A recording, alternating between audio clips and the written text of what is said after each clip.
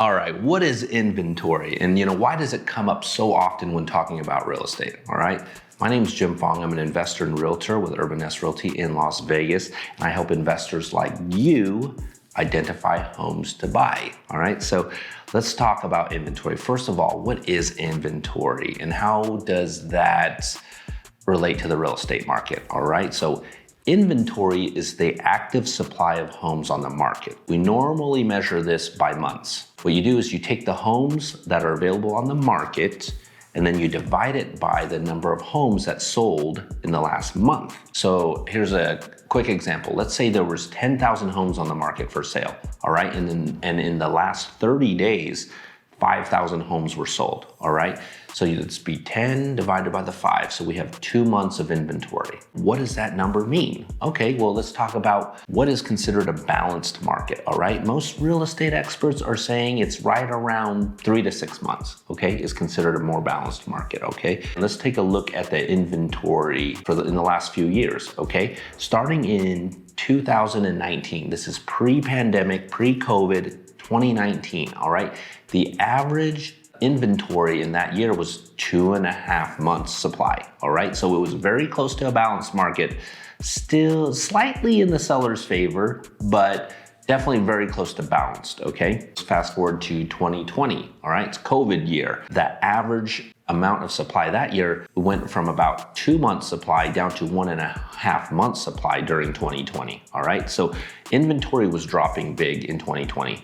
In 2021, it went from 1 month supply to as low as half a month supply. So 2 weeks inventory, we saw it that low in 2021, all right? So now we're in 2022 in the second half of the year. What are we at now?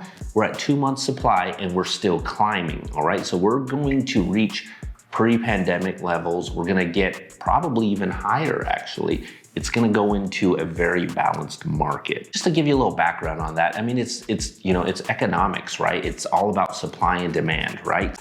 If there's a lot of supply and the demand is low, you're gonna get a better deal. If there's no supply and the demand is high, you're probably gonna have to pay more as a buyer, right? I'll use the example of cars right now. I love this new Corvette C8. It's a hot car, right?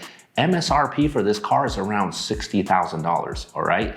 But people are paying like $100,000 for this car because there is no supply of it and there's a high demand for this thing, right? So that's a perfect example, all right? But let's go back pre-pandemic, right? You go to the car dealerships, there's a bunch of cars on the lot. You're not paying MSRP, you're not paying a market adjustment fee, you're negotiating down on price, right? So that's kind of how inventory plays in real estate, right? So depending on the supply and the demand, you can really determine on how much you can negotiate. And if you want to see more about negotiating, I have a whole video just about negotiating. Check that out and you can learn about how you can negotiate better terms for yourself as a buyer in this changing market, all right? So relating it back to real estate with supply and demand, as an investor for myself, if I needed to sell some homes, all right, let's say there's a poor performing